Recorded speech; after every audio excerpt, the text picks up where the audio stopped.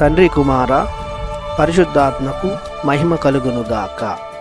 ఈనాటి జీవవాక్యం. కానీ నీతిమంతులు దేవుని యందు సంతసింతురు, వారు మహానందము చెందుదురుగాక. కీర్తన 68 వచనము 3.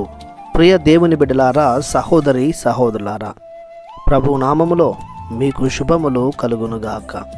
తండ్రి దేవుని కృపయు ప్రభువైన క్రీస్తునాథుని శాంతియు మీకు లభించునుగాక. నీతిమంతులు ఎవరు అంటే దేవునితో సంబంధం కలిగిన వారు, దేవుని చిత్త ప్రకారం జీవించేవారు, దేవుని వాక్కును ఆలకించువారు. వీరు దేవుని గూర్చి సంతోషింతురు, ఎందుకంటే వీరి ఆనందము దేవుడే కనుక. వీరి జీవము మార్గము, వీరు వినే దేవుని మాటలు సత్యము కనుక. వీరికి సర్వము దేవుడే కనుక. పౌలు రోమీయులకు రాసినటువంటి లేఖ 15వ అధ్యాయము 13వ వచనం ప్రకారం దేవుడు వీరికి ఆనందము సమాధానమును కలిగించును. ఉపదేశకుని గ్రంథము 2వ అధ్యాయం 26 ప్రకారం దేవుడు వీరికి విజ్ఞానమును విద్య సంతోషమును దయచేయును. ఉపదేశకుని గ్రంథము 9వ అధ్యాయము 7వ వచనంలో చెప్పినట్లు దేవుడు వీరి కార్యములను సమ్మతించును. కీర్తన 37:4 ప్రభువు వారి కోర్కెలను తీర్చును. కీర్తన 16, 7, 8 వచనాలలో నీతిమంతులు ప్రభుని నిత్యము వారి కన్నుల ఎదుట నిలుపుకొందురు. ప్రభువు వారి కుడి ప్రక్కన నిలుచును. జీవమునకు చేర్చు మార్గమును ఆయన వారికి చూపించును. ఇంకా దేవుని చేతిలో శాశ్వత సుఖములు కలవు. ఇంకను వారి దేహములు భద్రత గొనియున్నవి.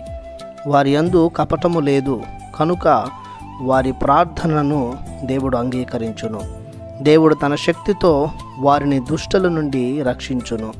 వారికి సంపదలను సమృద్ధిగా దయచేయును. వారిని ప్రభువు తన కంటి పాప వలె కాయును. కావున వారు ఎల్లప్పుడూ సంతసింతురు, మహదానందము పొందుదురు.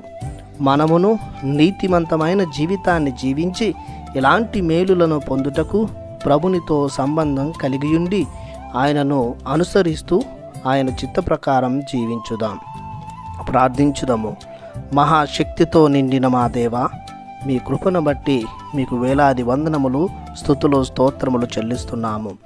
మీ నీతిని అవలంబించుకొని నీతిగా నిజాయితీగా బాధ్యతగా జీవించే మీ శక్తియుక్తులను మాకు ఎల్లప్పుడూ దయచేయమని నజరేయుడగు యేసుక్రీస్తు నాథుని అతి పరిశుద్ధమైన నామములో బ్రతిమాలి ప్రార్థిస్తున్నాము పరమ తండ్రి. ఆమెన్. దేవుడు మిమ్ము దీవించునుగాక. ఆమెన్.